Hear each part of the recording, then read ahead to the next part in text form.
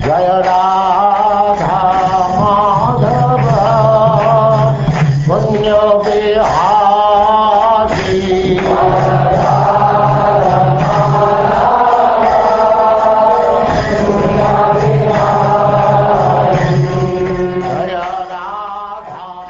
And now chapter 11. Lord Ramachandra rules the world.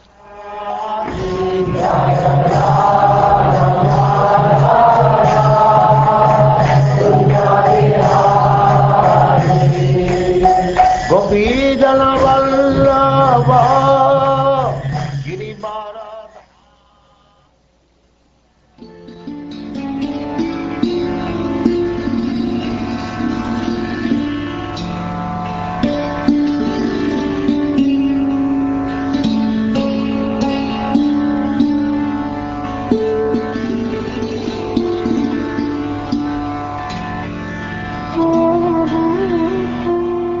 Shukdev Goswami said, Thereafter, the Supreme Personality of Godhead, Lord Ramachandra, accepted an acharya and performed sacrifices with opulent paraphernalia. Thus he himself worshipped himself, for he is the Supreme Lord of all demigods. Lord Ramachandra gave the entire east to the Hota priest, the entire south to the Brahma priest, the west to the Advaryu priest, and the north to the Udgata priest, the reciter of the Samveda. In this way he donated his kingdom. Thereafter, thinking that because the Brahmins have no material desires, they should possess the entire world, Lord Ramachandra delivered the land between the east, west, north, and south to the Acharya. After thus giving everything in charity to the Brahmins, Lord Ramachandra retained only his personal garments and ornaments, and similarly the queen, Mother Sita, was left with only her nose ring and nothing else. All the Brahmins who were engaged in the various activities of the sacrifice were very pleased with Lord Ramachandra, who was greatly affectionate and favorable to the Brahmins. Thus, with melted hearts, they returned all the property received from him and spoke as follows. O Lord, you are the master of the entire universe. What have you not given us? You have entered the core of our hearts and dissipated the darkness of our ignorance by your effulgence. This is the supreme gift. We do not need a material donation. O Lord, you are the Supreme Personality of Godhead, who have accepted the Brahmins as your worshipable deity. Your knowledge and memory are never disturbed by anxiety. You are the chief of all famous persons within this world, and your lotus feet are worshipped by sages who are beyond the jurisdiction of punishment. O Lord Ramachandra, let us offer our respectful obeisances unto you.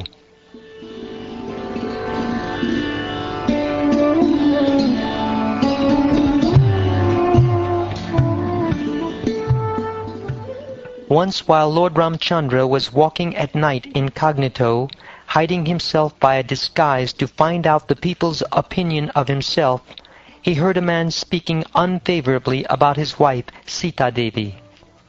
Speaking to his unchaste wife, the man said, "You go to another man's house, and therefore you are unchaste and polluted. I shall not maintain you any more. A henpecked husband like Lord Ram may accept a wife like Sita, who went to another man's house, but I am not henpecked like him, and therefore I shall not accept you again." Men with a poor fund of knowledge and a heinous character speak nonsensically. Fearing such rascals, Lord Ramachandra abandoned his wife, Sita Devi, although she was pregnant. Thus Sita Devi went to the ashram of Valmiki Muni. When the time came, the pregnant mother Sita Devi gave birth to twin sons, later celebrated as Lava and Kusha. The ritualistic ceremonies for their birth were performed by Valmiki Muni. O Maharaj Pariksit, Lord Lakshman had two sons named Angada and Chitraketu, and Lord Bharat also had two sons named Taksha and Pushkala. Shatrughna had two sons named Subahu and Shrutasena. When Lord Bharat went to conquer all directions, he had to kill many millions of Gandharvas, who are generally pretenders. Taking all their wealth, he offered it to Lord Ramachandra. Shatrughna also killed a Rakshasa named Lavana, who was the son of Madhu Rakshasa. Thus he established in the great forest known as Madhuvan the town known as Mathura. Being forsaken by her husband, Sita Devi entrusted her 2 sons to the care of Valmiki Muni. Thus meditating upon the lotus feet of Lord Ramachandra, she entered into the earth.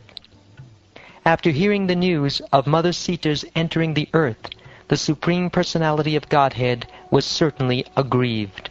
Although he is the Supreme Personality of Godhead, upon remembering the exalted qualities of Mother Sita, he could not check his grief in transcendental love. The attraction between man and woman, or male and female, always exists everywhere, making everyone always fearful. Such feelings are present even among the controllers like Brahma and Lord Shiva, and is the cause of fear for them, what to speak of others who are attached to household life in this material world.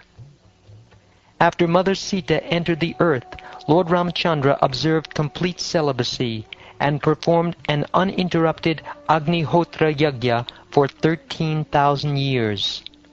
After completing the sacrifice, Lord Ramachandra, whose lotus feet were sometimes pierced by thorns when he lived in Dandakaranya, placed those lotus feet in the hearts of those who always think of him. Then he entered his own abode, the Vaikuntha planet, beyond the Brahmajyoti.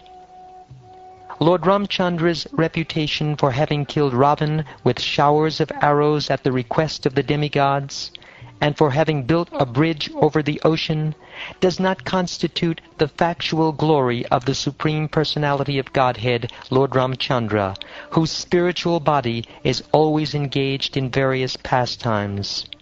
Lord Ramachandra has no equal or superior, and therefore he had no need to take help from the monkeys to gain victory over Ravan. Lord Ramachandra's spotless name and fame, which vanquish all sinful reactions, are celebrated in all directions, like the ornamental cloth of the victorious elephant that conquers all directions. Great saintly persons like Markandeya Rishi still glorify his characteristics in the assemblies of great emperors like Maharaj Yudhishthir.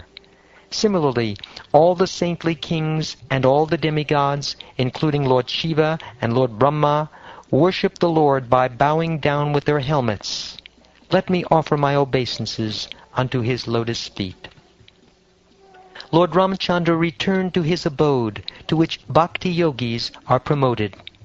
This is the place to which all the inhabitants of Ayodhya went after they served the Lord in his manifest pastimes, by offering him obeisances, touching his lotus feet, fully observing him as a father-like king, sitting or lying down with him like equals, or even just accompanying him. O King Pariksit, anyone who orally receives the narrations concerning the characteristics of Lord Ramachandra's pastimes will ultimately be freed from the disease of envy and thus be liberated from the bondage of fruitive activities. How did the Lord conduct himself, and how did he behave in relationship with his brothers, who were expansions of his own self? And how did his brothers and the inhabitants of Ayodhya treat him?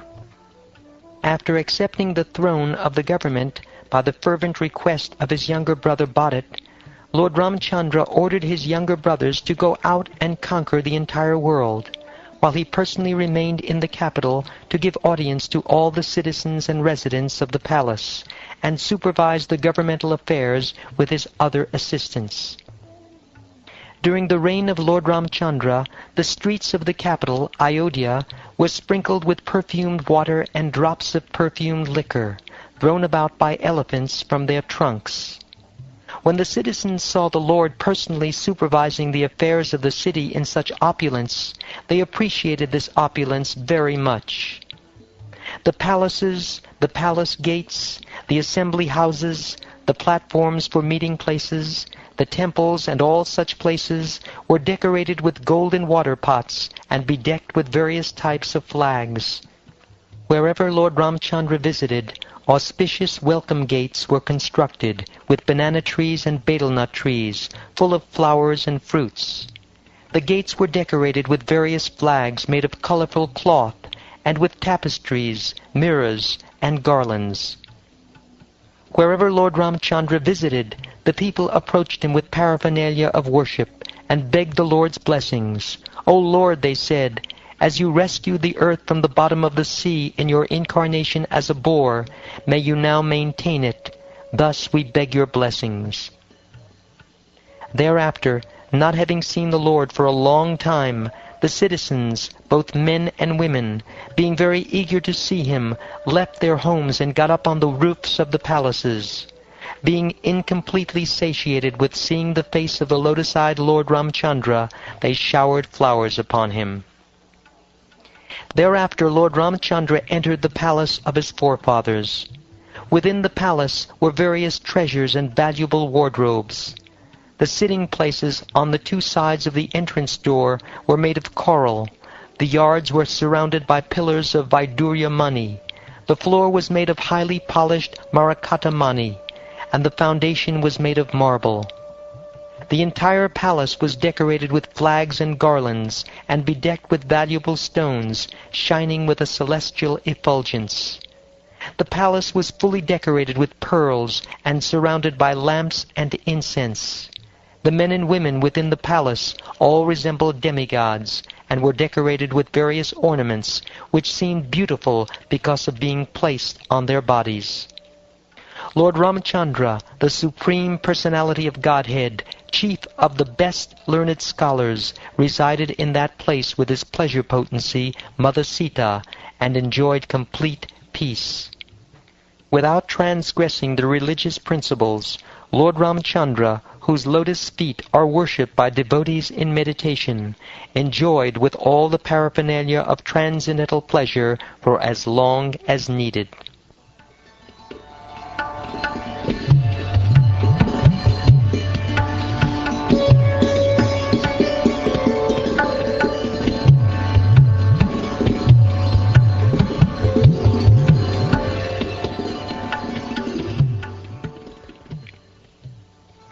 Thus ends the 11th chapter of the 9th canto of the Srimad Bhagavatam, entitled, Lord Ramachandra Rules the World.